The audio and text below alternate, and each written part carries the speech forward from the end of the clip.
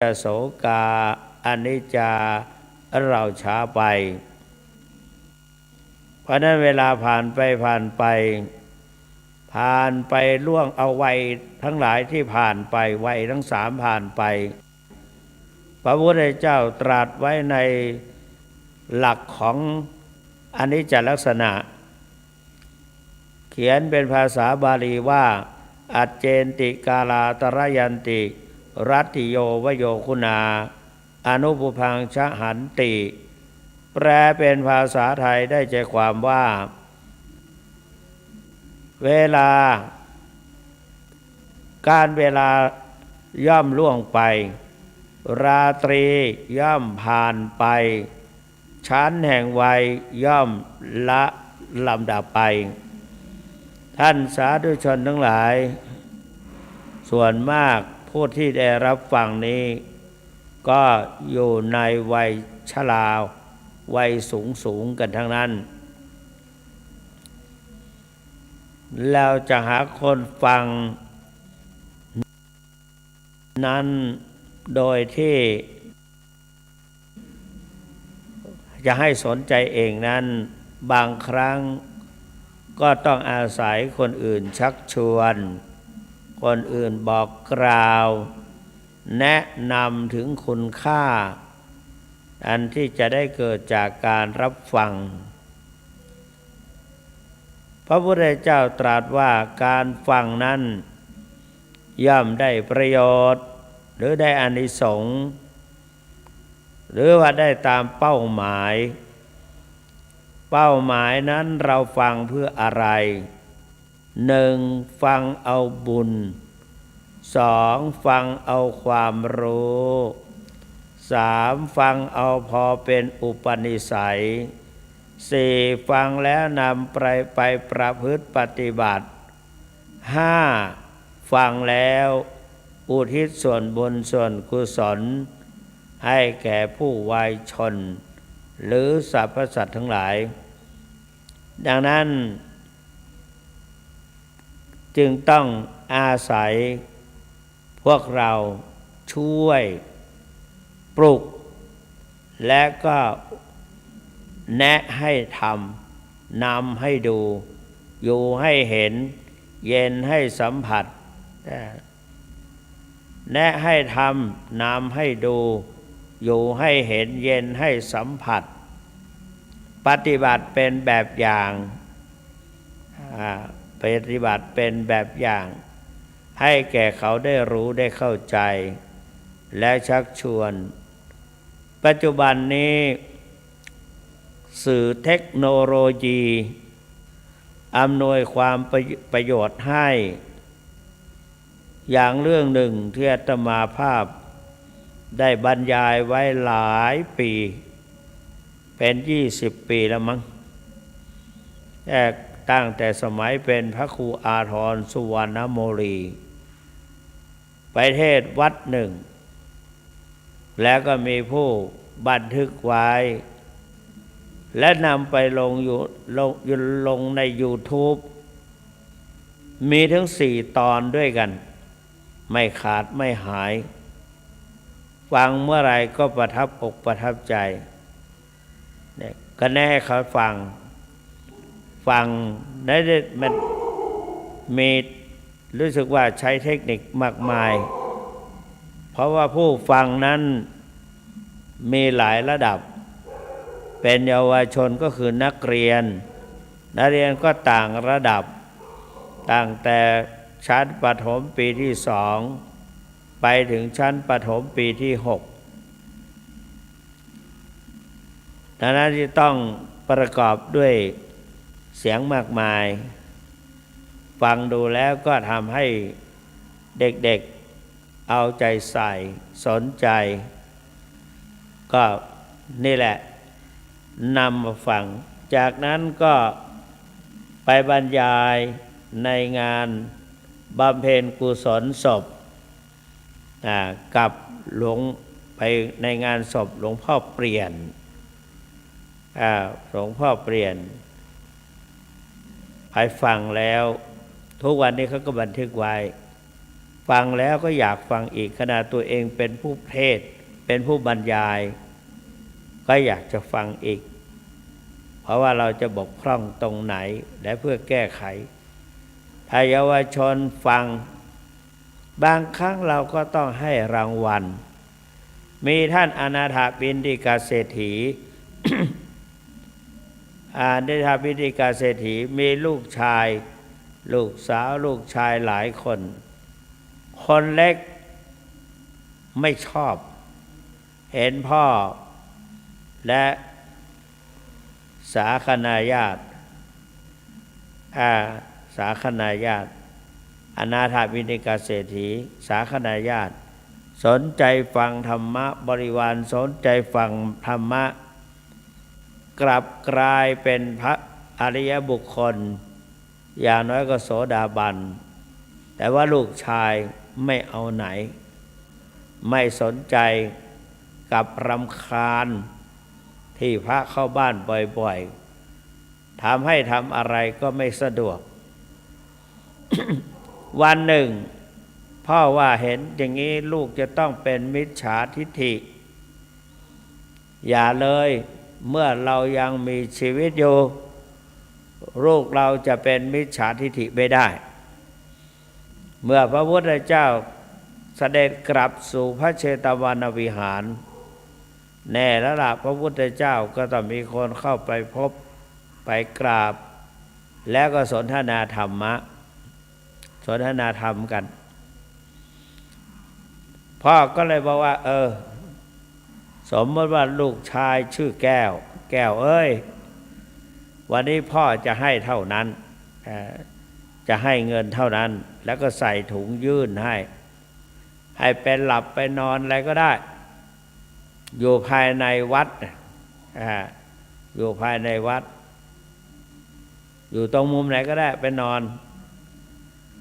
แล้วก็ถึงเวลาเย็นให้กลับมาก็ไม่ว่าอะไรกลับมาก็มาเพราะว่าไม่ได้หลับไปหลับที่วัดไม่สะดวกคนเข้าคนออกก็เลยหลับเอาแรงวัน2 วันเอามาอีกลูกวันนั้นให้ 1,000ไปนอนเตร่อยู่แถวในวัดนั่นแหละ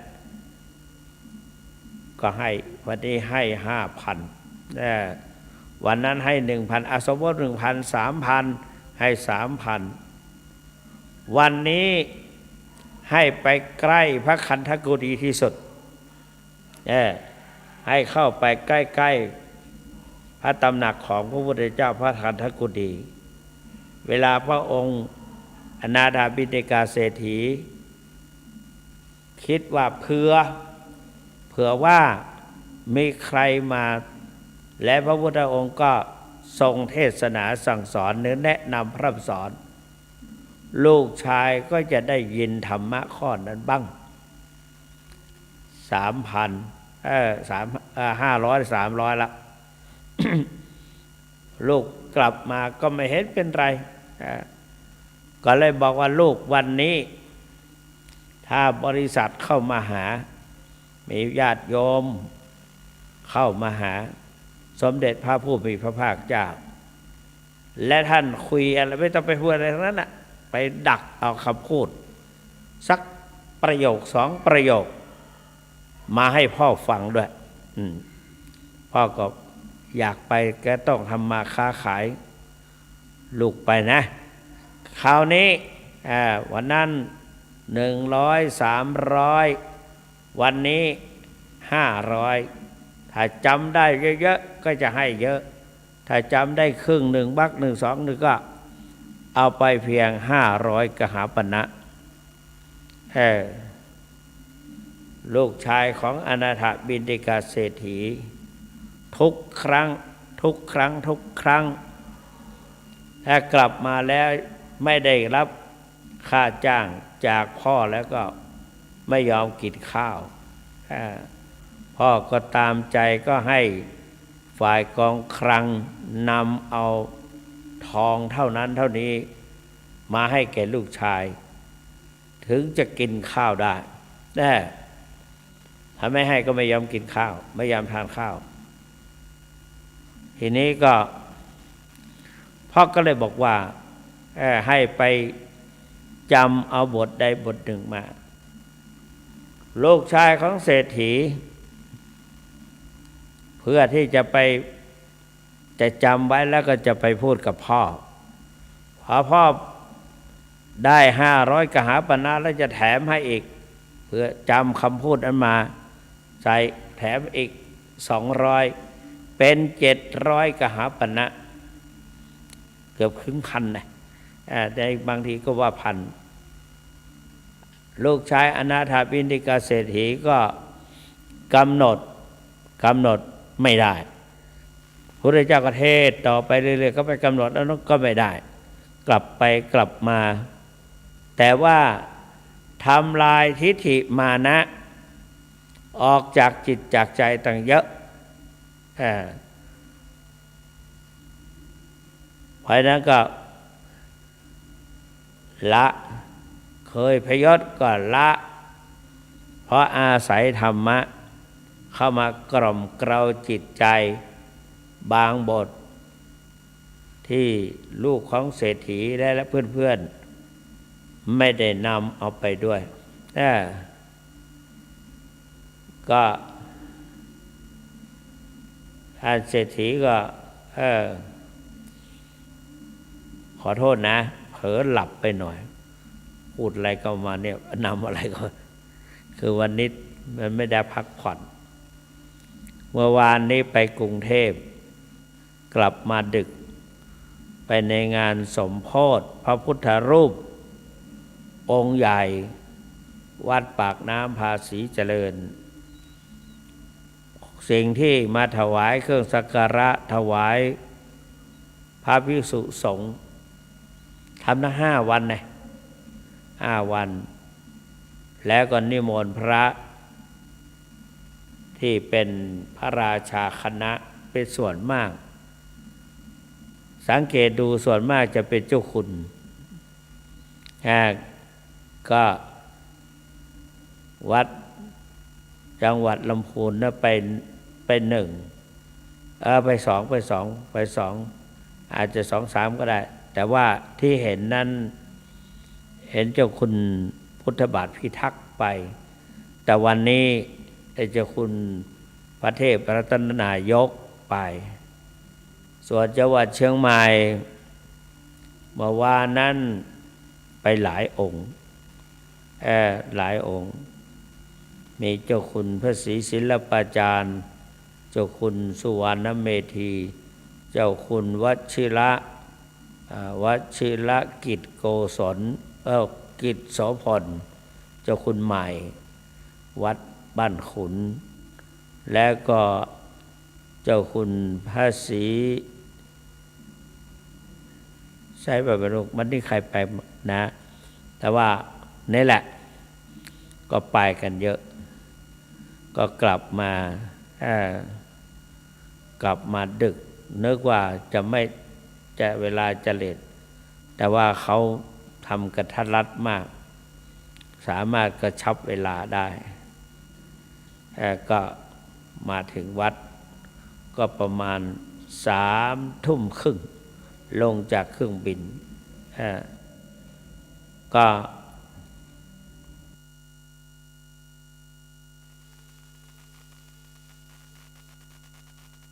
มาก็ฉันกาแฟมาด้วยกลัวจะง่วงนอนพอมาถึงแล้วลืมตาแจ้งใสมาถึงตอนนี้ง่วงละ ว่าอะไรไปก็ไม่รู้ไม่เป็นไรนะว่าลูกเศรษฐีลืมอะไรไปก็ไม่รู้แต่ก็เขาจริงไม่ได้ลืมอะไรนะก็ลูกเศรษฐีก็กำหนดบทต่อไปไม่ได้ก็บทต่อไปอยากฟังบทต่อไป จนได้สำเร็จเป็นพระโสดาบันคือบรรลุโสดาปัตติผลสำเร็จเป็นพระโสดาบันแต่ก็ยังมีความละอายพ่อก็ตั้งใจว่า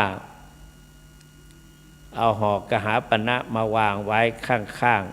ๆลูกชายเศรษฐีก็อายคุณพ่ออย่าได้ถามพระพุทธเจ้าเป็นอังคารนะอายขายหน้า ที่ไปวัดทุกครั้งนั้นไปเพื่อต้องการเงินหรือกหาปณะ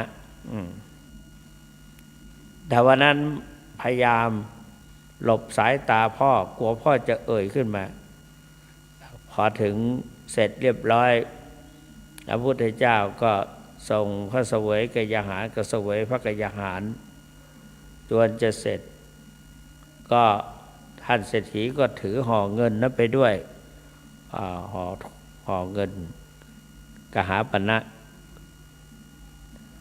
ตั้ง700กหาปณะเอาวางไว้แล้วก็อังคาดก็คือถวายภัตตาหารแด่พระพุทธเจ้าพระเจ้าก็แกล้งถามเศรษฐีก็บอกว่ากหาปณะนี้ตั้งใจมาให้ลูกชายหลายวันมาเนี่ยที่เขาไปวัดได้ค่าจ้างเป็นช่วงเป็นช่วงวันนี้ขึ้นถึง700กหาปณะพระเจ้าก็เลยตรัสบอกว่าเงินจะเป็น100กหาปณะหรือ1,000กหาปณะไม่มีความสำคัญเท่ากับโสดาบันที่ตถาคตมอบให้มาอนาถบิณฑิกะก็เป็นพระอรหันต์เหมือนกันเป็นพระโสดาบันเหมือนกันคำว่าโสดาบันก็รู้เลยว่าลูกชายตนเองไม่ใช่ธรรมดาเพราะว่าพ่อเป็นผู้ชักนำให้ลูกฉะนั้นเราก็เหมือนกันสาธุชนทั้งหลายก็ต้องมีความกระตือรือร้นหรือมีความอะไรไม่กระตือรือร้นก็ได้แต่ก็มีให้แนะนำให้ทำนำให้ดูว่าอะไรสำคัญนะและฟังแล้วได้อะไรก็เรียกว่าได้บุญนะบุญนั่นก็จะติดตามตนไปสร้างให้เกิดความสุขพระเจ้าตรัสว่าสุขโขปุญญสะอุจโยการสั่งสมบุญทำให้เกิดความสุขสั่งสมบุญก่อนที่จะได้บุญนั้นเราก็เป็นผู้ให้สละความจริงบุญนั้นมันมีความหมายมันมีแปลสมัยก่อนอาตมาภาพอยู่พระพุทธบาทตากผ้าปรนนิบัติหลวงปู่อยู่หลวงปู่พรหมหลวงปู่สุพรหมยานเถระหรือพรหมมาหลวงปู่พรหมมาท่านก็พูดในเรื่องบุญให้ญาติโยมประชาชนฟังเขาถามว่าโยมมาทำไมเขาบอกมาทำบุญมาทำบุญหลวงปู่ก็ถามว่าบุญคืออะไรเขาก็หันไปมองหน้ากันที่เขามาด้วยกันว่าเจออะไรเข้าแล้วหลวงปู่ครูบาถามว่ามาแล้วได้อะไรได้บุญเป็นตัวอย่างไร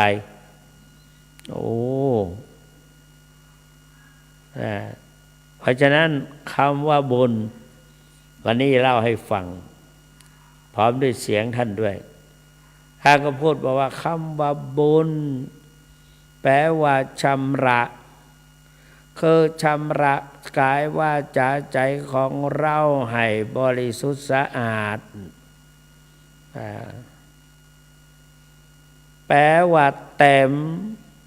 คือใจเต็มเปี่ยมไปด้วยคุณงามความดีแปลว่าพร้อมใจพร้อมที่จะได้บำเพ็ญประโยชน์โสธิผลแก่ตนเองและเพื่อแผ่แก่คนอื่นเพราะนั้นบุญจึงเป็นสิ่งสำคัญแปลว่าชำระจิตใจของเราให้ผ่องใสได้แปลว่าเต็มใจเต็มเปี่ยมด้วยคุณงามความดีทำอะไรก็ทำเพื่อคนอื่น ทำเพื่อประโยชน์ทำเพื่อบุญนะอยากได้บุญก็ต้องทำบุญนี่แหละ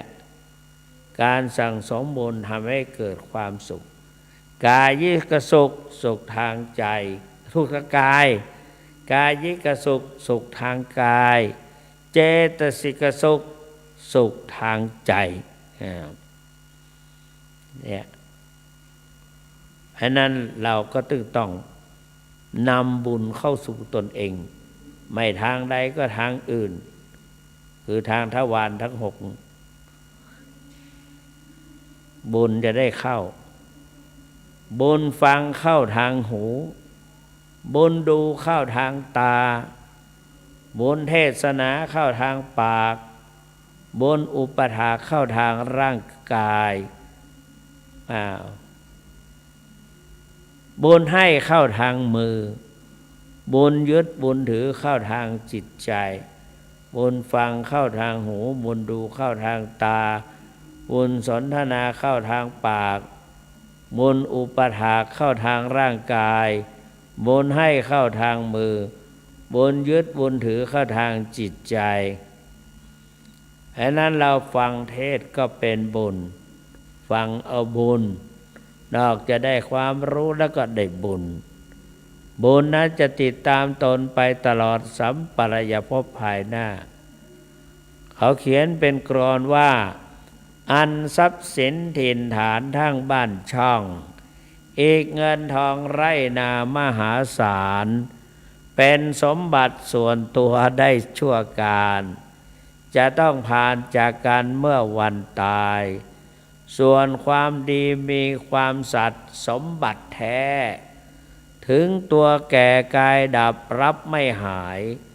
จะสถิตติดแน่นแทนร่างกายถึงตัวตายชื่อยังอยู่เชิดชูเอ่ยเชกเช่นกับพระพุทธเจ้าและภาษาวกของพระพุทธเจ้าที่เราท่านที่ผู้ศึกษานำมาเอ่ยถึงบ่อยๆนี่บุญให้ความสุขกายิกสุขเจตสิกสุขเมื่อก่อนมีเด็กคนหนึ่งถามคุณพ่อเขาว่านั่งบนพ่อนอนหงายสมัยก่อนไม่มีทีวีไม่มีอะไรพ่อก็นอนหงายแล้วก็ไม่ลูกชายก็ขึ้นมานั่งคล่อมขี่ยังกับขี่ควายขี่วัวพอนั่งคล่อมไปแล้ว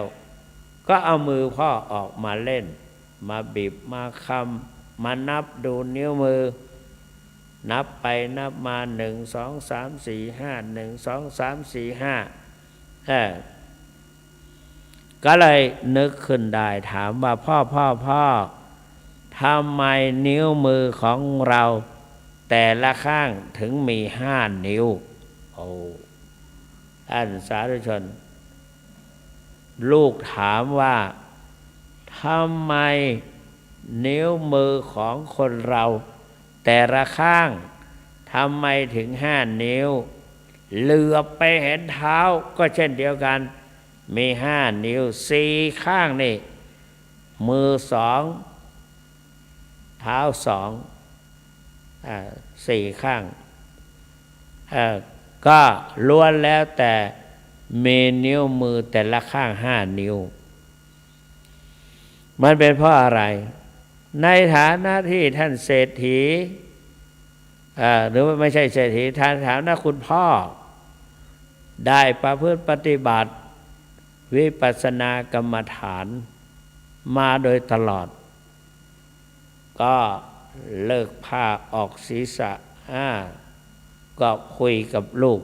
การที่นิ้วมือมี5 นิ้วของเราแต่ละคนแต่ละข้างไม่ว่าข้างซ้ายข้างขวาก็มี5 นิ้วแถมยังมีนิ้วเท้าอีกอย่างละ5 นิ้วและลูกก็ถามว่าเป็นเพราะอะไรมันเป็นเพราะอะไรที่เป็นเช่นนั้นพ่อก็บอกว่าพระพุทธเจ้าตรัสว่าพร้อมด้วยพระอริยสงฆ์สาวกไหนก็ตรัสว่าขันธ์และร่างกายเนี่ย ประกอบด้วยขันธ์ห้าคือหนึ่งรูปสองเวทนาสามสัญญาสี่สังขารห้าวิญญาณสิ่งทั้งห้าเนี่ยเขาไปนำไปถามหลวงปู่ทอง บอกว่าขันธ์ห้านี้อยู่ในพองหนอยุบหนอหรือไม่มีอยู่ในพองหนอยุบหนอถ้าอยู่แล้วก็ชี้ให้ฟังด้วยหลวงปู่ก็ตอบว่าการที่จิตคอยประคับประคองการพองและการยุบของท้องนั้นเป็นรูปประขันธ์นะในขณะที่ประพฤติปฏิบัติไปก็เกิดคันน่นคันนี่ร้อนเล่าเอาไม่เย็นเจี๊ยบทนอยู่ไม่ไหวมีเวทนาหรือมันหนาวเกินไปเพราะถ้าปัจจุบันก็เปิดแอร์แรงไปหน่อยหรือมียุงเยอะเกินไปทนไม่ไหวการที่มีอารมณ์ต่างๆเกิดขึ้นเย็นร้อนอ่อนแข็งหนักเบาไม่เท่ากันนี่ก็เรียกว่าเวทนาสำหรับเราท้องพองขึ้นท้องยุบลงเราก็รู้ได้เราก็รู้ได้ว่าเป็นท้องข้างซ้ายหรือข้างขวานี่ก็เป็นสัญญาขันธ์การกำหนดท้องพองบ้างไม่พองบ้างแน่นบ้างอึดอัดบ้างไม่พองไม่ยุบบ้างอันนี้เป็นสัญญาสังขาร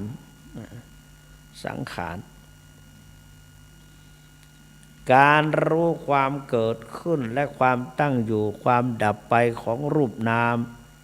ได้โดยตลอดเรียกว่าปัญญาขันธ์เห็นไหมเนี่ยขันธ์ห้ารูปเวทนาสัญญาสังขารวิญญาณเป็นวิญญาณขันธ์พอเราเห็นก็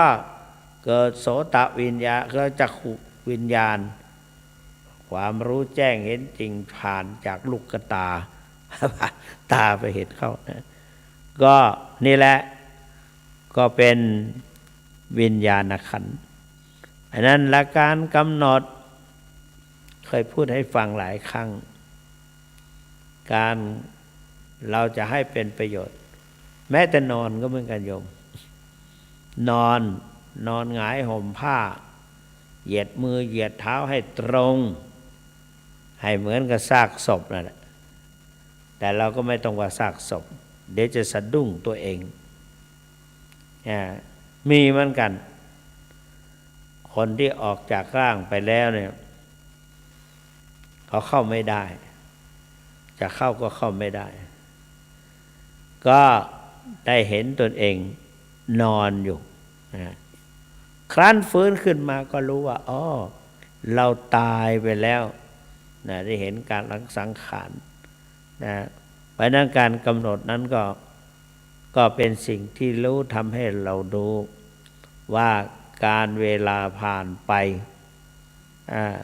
แล้วก็วันเวลาก็ล่วงไปผ่านไปอย่างไม่มีกำหนดผ่านไปเอากลับมาไม่ได้เพราะมันเป็นไตรลักษณ์คืออนิจจังทุกขังอนัตตาเพราะนั้นเราก็นี่แหละก็มาได้ฟังได้อะไรต่างๆก็เป็นประโยชน์เราก็ไม่ถึงกับจ้างให้ไปฟังแบบอนาถบิณฑิกะมหาเศรษฐีและมีในพระสุตตันตปิฎกจนถึงทุกวันนี้นะนี่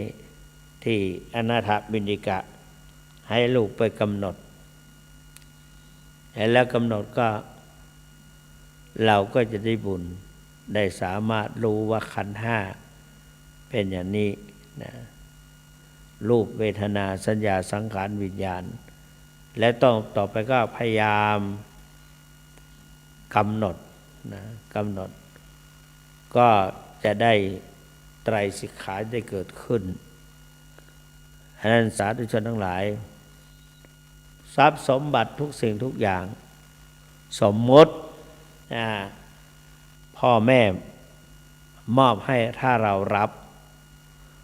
เราก็จะต้องไปเรียกว่าสหคตทุกข์จะไปพบกับความทุกข์ที่เราไม่ได้ตั้งใจไม่มีใครอยากจะเป็นทุกข์บางคนเห็นลูกให้กำเนิดหลานออกมาให้ใหม่ๆพอดีก็พ่อแม่หนีไปบ้างอะไรบ้างตากับยายก็เก็บมาเลี้ยงรับเป็นหน้าที่รักแต่ว่าเวลาเป็นตัวของตัวเองหายไปไปอยู่ที่โฟกัสที่หลานคนเดียวไปเอาอกเอาใจแต่แล้วว่าพอถึงดับไปดับชีพวายไปไม่มีอะไรติดตัวไปเลยไม่มีอะไรติดใจไปตรงกันข้ามเรามาบำเพ็ญนั่งสมาฟังเทศแล้วนั่งสมาธิภาวนาเดินจงกรมด้วยความเพียรพยายามพระพุทธเจ้าก็ตรัสว่าวิริยนะทุกขมัจเจติผู้ที่จะผ่านพ้นทุกข์ไปได้เนี่ยเพราะความเพียรต้องมีความเพียรพยายามการประพฤติปฏิบัติที่ง่ายที่สุดก็คือว่าโยมนอนอยู่ตรงนี้นอนอยู่บ้านก็กำหนดไปด้วยได้ยินหนอได้ยินหนอแล้วท่านก็บอกให้กำหนดปัจจุบันเรานอนนี่นอนหนอนหนอแล้วก็ได้ฟังเสียงวิทยุแล้วก็ได้ยินหนอนี่หนอนอนหนอสักพักหนึ่งสภาวะธรรมจะเกิดขึ้นจะมีความเปลี่ยนแปลงไปมากมายหลายอย่างเพียงแต่ปั๊บเดียวนั่นเองเมื่อเป็นเช่นนี้ก็อย่าน้อยใจอย่าตกใจต้องสร้างความดีใจเพราะว่าผู้ปฏิบัติได้ขยายให้เห็นว่าสมาธิงภิกขเวภาเวทะสมาหิโตยถาภูตังปชานาติพระพุทธเจ้าบอกว่าท่านทั้งหลายจงทำสมาธิให้เกิดเมื่อจิตเป็นสมาธิแล้วจักรู้เห็นตามความเป็นจริงคือเกิดขึ้นตั้งอยู่ดับไปเกิดขึ้นสภาวะธรรมที่กำหนดนะมันก็ไม่เหมือนกันแตกต่างกันบางทีก็เกิดสภาวะเกิดนิมิตปรากฏเป็นสีเป็นแสงเป็นเสียงเป็นเสียงเคยไปปฏิบัติอยู่คนเดียว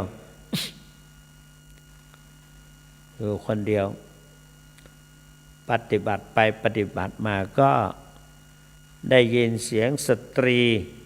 ผู้สูงวัยคนหนึ่งเอ่ยชื่อ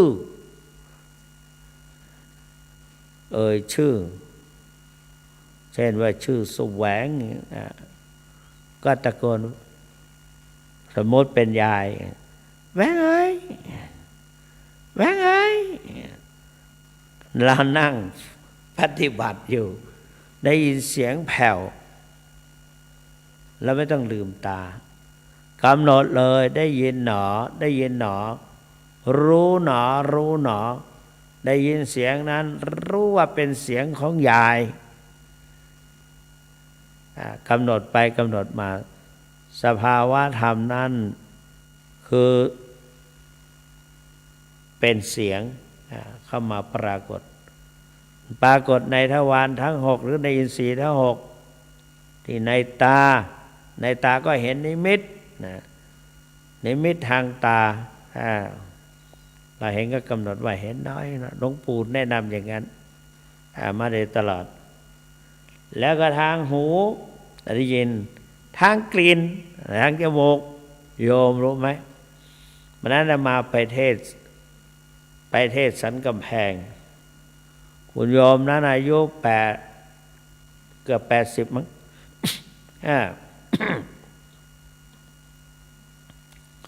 พอไปแล้วเนี่ยก็ต้องยอมรับตามตรงว่าเราจะสัมผัสอะไรอย่างหนึ่งเราไม่ได้ตั้งใจแต่บางทีเขามาให้เราสัมผัสเขาไม่มีอะไรให้เขาก็นำกลิ่นสาบสางด้วยความเหม็นน่ะขนาดใส่แมส1 ชั้นแล้วมันก็ไปตลบอบอวนอยู่ในแมสเราขณะนั้นเรากำลังเทศอยู่พอดีมันก็ไม่หายกำหนดอยู่ในใจก็ไม่หายเพราะว่าเราภาคเราเทศด้วยพอสุดท้ายก็อดไม่ได้ก็บอกรู้แล้วขอบใจมากที่มาฟังเทศแล้วก็ไม่ต้องห่วงอะไรไม่ต้องให้มาปรากฏอีกแล้วถ้าปรากฏอย่างนี้เราก็จะเทศไม่ออกจะเทศไม่ออกจะเกิดสภาวะธรรมเลิกอาจจะเกิดความเสียหายตกใ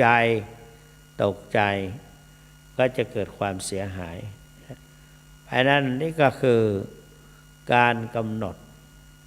ดปัจจุบันมีเวทนามีนิมิตเกิดขึ้นก็แสดงว่า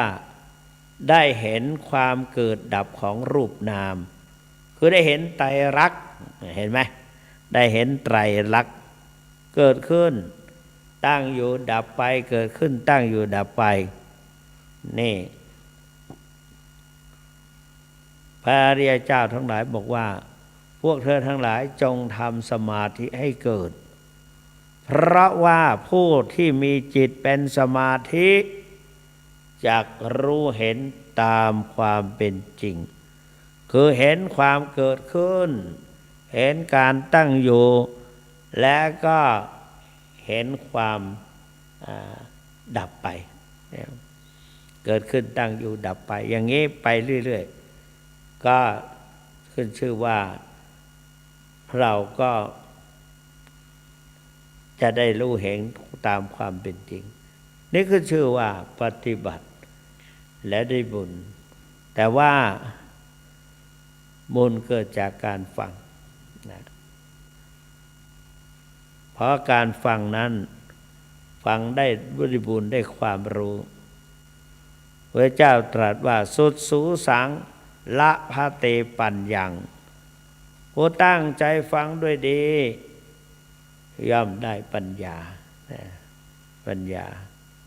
สามารถดูสภาวะธรรมทั้งหลายโดยที่ไม่มีใครแนะไม่มีใครนำไม่มีใครพร่ำและสั่งสอนเราก็จะรู้ว่าหน้าที่ดูอะไรที่เกิดขึ้นตามความเป็นจริงอันนี้ฟังได้บุญฟังแล้วก็จดจำนำพิจารณาก็ได้ความรู้มาผสมผสานกับความรู้ที่มีอยู่กับในการดำเนินชีวิตปัจจุบันก็จะเป็นประโยชน์ไม่ใช่น้อยฟังความรู้ฟังเอาพอเป็นอุปนิสัยก็ฟังบ้างไม่ได้ฟังบ้างเพียงแต่ผ่านหูไปพอเสร็จเรียบร้อยไปได้ยินอีกสักครั้งหนึ่งก็ประดุจเปิดสวิตช์ไฟฟ้าร้อยแรงเทียนพร้อมกันมองเห็นจ้าสว่างสวัยโตกระจายถ้าเป็นเรื่องไฟฟ้าว่าก็ต้องระวังวันนี้ก็เห็นเขาคุยกันว่าเรื่องเกี่ยวกับสายไฟฟ้าก็เปลี่ยนเนี่ย วันนี้พูดไปบ้างหลับไปบ้างเผลอออกไปนะก็ไม่เป็นไรนะนี่ก็คือถ้าจะพูดแล้วก็เป็นความเกิดดับของรูปนามฟังอยู่แต่มันหลุดตรงไหนพอหลวงปู่ทองบอกว่าจิตจับในอารมณ์ใดกำหนดให้มั่นในอารมณ์นั้นจิตหลุดโดยอาการใดก็กำหนดรู้โดยอาการนั้นเพราะนั้นจิตเราจะตั้งมั่นว่าเพราะจิตนั้นเป็นธรรมชาติดิ้นรนกรับกรอกรักษายากห้ามยากจะไปห้ามจิตไม่ให้คิดก็ไม่ได้นะอันนั้นก็จิตมันเป็นธรรมชาติแล้วก็เราก็ต้องหาวิธีทางกล่อมเกลาจิตเป็นธรรมชาติบางทีก็ท่านก็เปรียบเหมือนให้ชัดลงไปอีกว่าเปรียบเหมือนเด็กน้อยที่กำลังคลานและก็กำลังเพลิดเพลินกับการคลานหรือว่าการวิ่งการอะไรบนบ้านซึ่งไร้ฝากั้นไว้เด็กอาจจะพลัดตกลงไปได้ออกไปแล้วก็ตกแข้งหักขาหักอะไรบางก็แล้วแต่เนี่ยเพราะนั้นฟังก็เหมือนกันจิตมันหลุดไปแล้วก็กำหนดถ้าไม่กำหนดมันก็จะเสียเวลาด้านที่ยกมามันจะเสียเวลานั่นการกำหนดพิจารณาในกรรมฐานภาวนานอนอยู่อย่างนี้ก็กำหนดคล้ายๆเพ่งจิตกระแสจิตไปอยู่ที่ถ้าว่าปฏิบัติธรรมก็ไปอยู่ที่ในปัจจุบันธรรมปัจจุบันในธรรมเพราะนั้นเราก็พยายามพัฒนาจิตไล่จิตไปตามเคลื่อนย้ายไปในอารมณ์ต่างๆพอดิ้นรนกรับกรอกกับกรอกตั้งใจเพราะไม่มีใครรู้ไม่มีใครเห็นมานึกถึงคำพูดครูบาอีกเวลาได้ทำบุญสุนทานก็อย่าได้ปรารถเอาโชคลาภอย่างนั้นอย่างนี้ซึ่งมันเกี่ยวข้องกับกิเลสตัณหาและไม่ตรงกับคำสอนของสมเด็จพระผู้มีพระภาคเจ้าแล้วก็กำหนดให้รู้กำหนดปัจจุบันให้ได้กำหนดต่อเนื่องกำหนดให้ได้องค์คุณ3และก็ปรับอินทรีย์พละให้เสมอกันเพียงแต่เราตั้งใจกำหนดสมมติว่าพระเดชพระคุณได้เผยระยงเผลอหลับไปหน่อยมันเป็นรูปพระธรรมมาปรากฏเขากำลังจะทำอะไรเนี่ยแล้วก็มันจิตใจมันเทศไปอยู่แล้วก็ไปใจมันหลับไปการเดี๋ยวเข้าใจว่าคุณจะต้องรีบกลับไปเป็นหลับซะหน่อยเพราะพรุ่งนี้จะได้ตื่นเช้าก็เหลือเวลาอีก5 นาทีเอาละเปิดให้โอกาสให้ญาติโยมได้สนทนาเพื่อไล่ความง่วงเขาเรียกว่าขาดสติอันเนี้ยขาดสติคุยไปคุยมาเกิดนิมิตและก็ว่าไปตามนิมิตวันนี้เป็นวันโยมก็คงจะเผลอเหมือนกันเพราะสมาเป็นอย่างเงี้ยเมื่อก่อนไปออกสถานีวิทยุกระจายเสียงวปท2ในขณะที่เข้าไปนั้นเขาก็ปล่อยให้เราอยู่เองเข้าไปก็ไปนั่งไปเปิดรายการเขาเปิดรายการเขาไตเติ้ลให้เรียบร้อยแล้วเราก็อารัมภบทพูดไปฟุบเพราะว่าเราตื่นตัวตื่นใจว่าพรุ่งนี้จะได้ไปพูดที่สถานีวิทยุกระจายเสียงพูดสดนะพูดสดก็ไป เจ้าหน้าที่ตอนนั้นเราก็รู้เราได้มีเบอร์โทรศัพท์บอกเขาก็มาเปิดให้เข้าไปเขาไปบรรยายเดชะบุญมันไม่กร่นนะถ้ากร่นก็กรอกเนี้ยการหลับแต่ว่านักปฏิบัติบอกว่าขาดสติถ้าอย่างนี้จะทำอย่างไรนะอันนี้จะทำอย่างไรมันเผลอไปเนี่ยเผลอสติก็กำหนดนะกำหนดมันกำหนดมีการจงกรมมีการนั่งสมาธิก็มีการกำหนดไปอันนั้นโยมโทรเข้าไปได้โทรเข้าไปคุยได้0817830215มีเวลาให้13นาทีวันนี้จะมีไหมใครจะมาขจัดไล่ความง่วงให้ท่านเจ้าคุณนะใครจะมาไล่ความง่วงให้ท่านเจ้าคุณว่าหรือว่าโยมหลับไปหมดแล้วแต่ก็ไม่เป็นไรนะการพักผ่อนก็คือการนอนหลับเป็นการพักผ่อนที่ดีที่สุดอย่าฝืนนะอย่าฝืนถ้าฝืนแล้วก็จะมีอาการอย่างอื่นตามมานั่นมาแล้วตกใจเลยแสดงว่ายังมีคนฟังนะเจริญพรปะคอยใต้เนาะโอ้ฮะดีละขอบคุณมากทำให้สะดุ้งจึ๊กนั่นน่ะฟังเจ้าคุณเผลอรับไปกำเพราะว่ามันไม่ได้หารับเด็กลูกเจ้าแล้วก็เนี่ยก็เลยพยายามมันก็ไม่นอนก็ไม่หลับแล้วก็มันภาวะออกมาแล้วก็เมาหมดแต่พูดตรงนั้นนี่ก็เลยหลับไปหน่อยนะขอบคุณมากพี่นางร้องก็เข้ามาแล้วนะเจริญพรโกดปิดกับแม่นะเข้ามาพี่นางร้องก้องเข่าว่าจะฮื้อพองนะมาห้องตุลุงตื่นมาปุ๊กตุลุงเนาะก็มีเวลาให้อีก11นาทีนะคือใช่จะพูดเรื่องนี้แหละว่าไปไหนไปกรุงเทพไปในงานทำบุญที่วัดปากน้ำภาษีเจริญนะ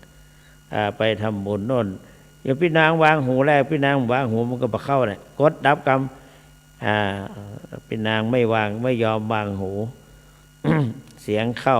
ไม่ยอมฟังก็ลดก็กดก็เพราะฉะนั้นก็กดเท่าหน่อยคุยพอแล้วก็กด0817830215เหลือ10นาทีพอดีกดเข้ามาวันนี้ก็ไปก็บอกพูดแล้วนะว่าไปวัดปากน้ำภาษีเจริญฉันเพลเสร็จงานก็เสร็จพอดีแต่เราเจริญพรอันนี้โทรจากไหนเอ่ยเทพเสด็จได้สเก็ตเนาะสาธุวันนี้ไปพระท่านเจ้าคุณพระราชโพธิวรคุณในงานทำบุญอายุวัฒนมงคลและฉลองเสนาสนะวัดสุพรรณรังสีอำเภอเมืองจังหวัดลำพูนขอบคุณจันนักนะ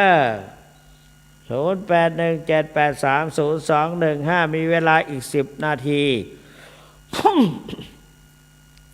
ใครที่จะโทรเข้าไปวันนี้ก็ได้ไปสวดไปเจริญพระพุทธมนต์ตั้งใจไปท่านสาธุชนทั้งหลายบางอย่างเราตั้งใจเกินไปก็มีตั้งใจมากๆก็ทำให้สะดุดได้เหมือนกันบันทิสันซ้ายบันทิสันซ้ายบันทิลำพูนเจริญพรพิจฮื้อไว้วันนี้ฟัง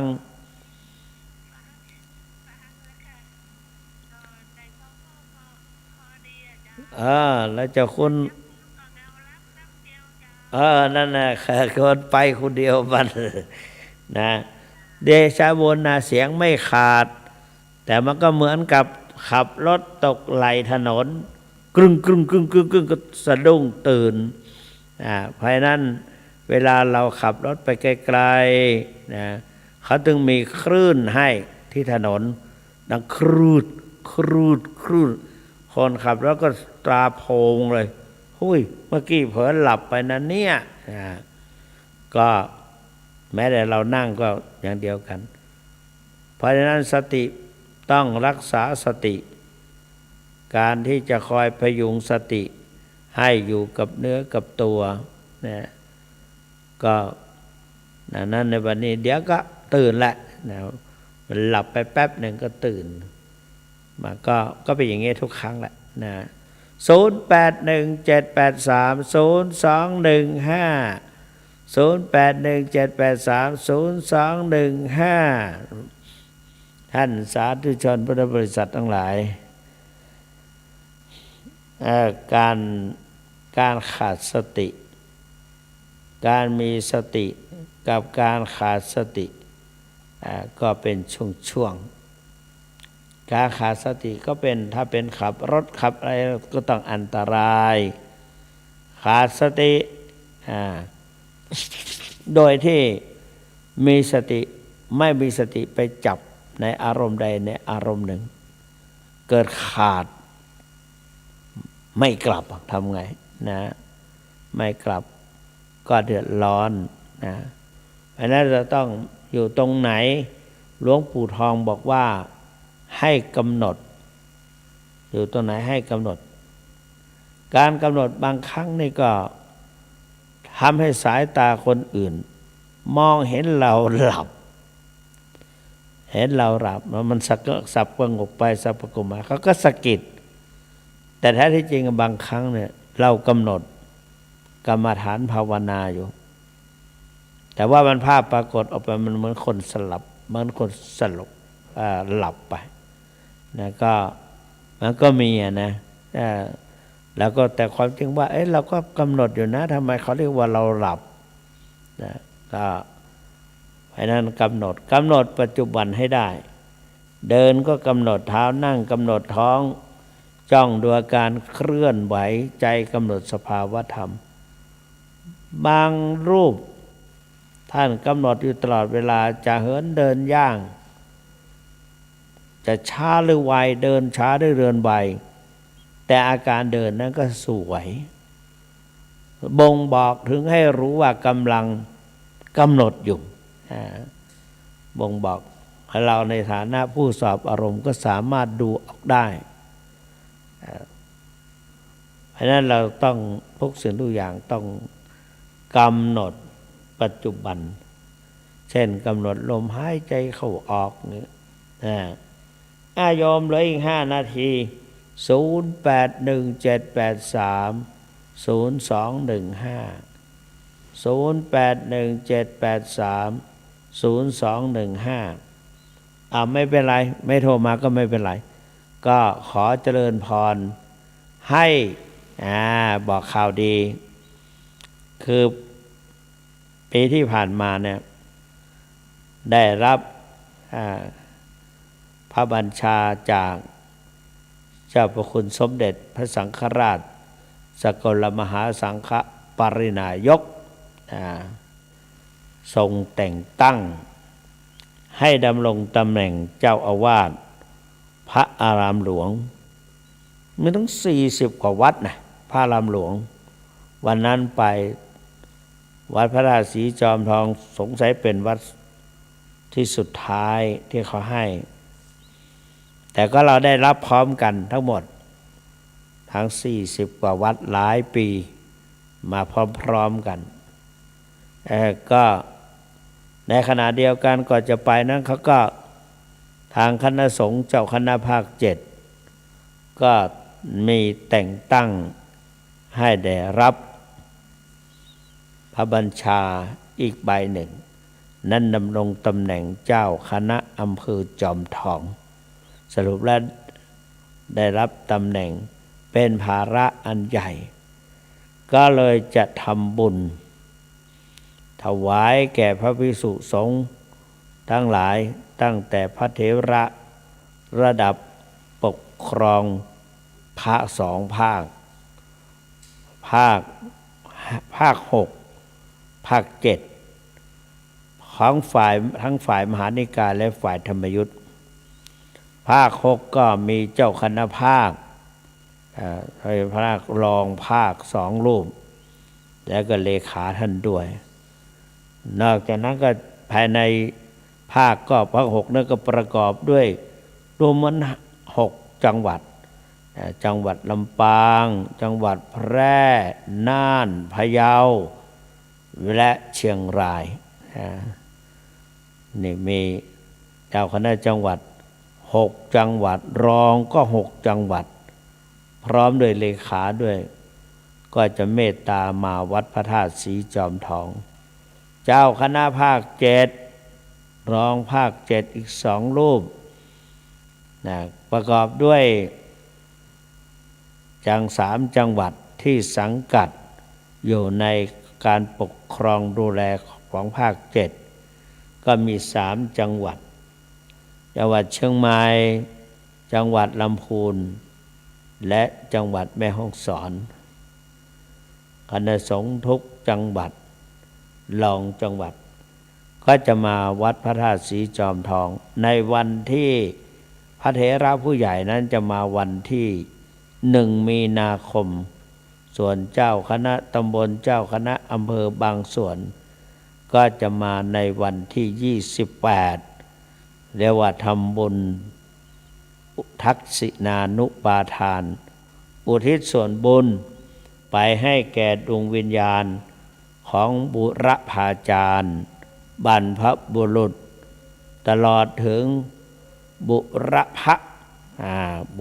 รพชนผู้สร้างวัดวาอารามศาสนาให้เราและได้อุปถัมภ์บำรุงพุทธศาสนามาโดยตลอดให้เราสืบทอดจนถึงทุกวันนี้บางทีท่านก็อาจจะเกิดความระโมบหยิบฉวยก่อนที่พระจะได้รับอนุญาตจากพระเมื่อดับชีพไปแล้วก็กลายเป็นเปรตจำพวกปรหตูปชีวีต้องอาศัยคนอื่นทำบุญไปให้ถึงจะได้กินคือว่าอาศัยผู้อื่นเลี้ยงชีวิตนั้นวันนี้ก็เชิญเจริญพรขอเชิญญาติโยมทั้งหลายไปร่วมกันได้อุทิศส่วนบุญส่วนกุศลพร้อมๆกันให้กับบุรพชนหรือบรรพบุรุษตลอดถึงขณะนี้ท่านกำลังฟังสถานีวิทยุกระจายเสียง FM 104.5 เมกะเฮิรตซ์ร่วมกันวันนี้ก็เอาเพียงเท่านี้หมดเวลาพอดีขออ้างขอบคุณพระศรีรัตนตรัยและกุศลผลบุญที่เราท่านทั้งหลายได้ร่วมกระทำบำเพ็ญให้เป็นไปแล้วจากการฟังก็จงรวมกันเป็นตบะเดชะอภิบาลคุ้มครองป้องกันปกป้องรักษาให้ท่านทั้งหลายแคล้วคลาดจากพยันตรายภัยวิบัติพบแต่ความสุขสวัสดิ์พิพัฒนมงคลสมบูรณ์ผลดังที่ตนตั้งไว้ทุกๆประการเทอญ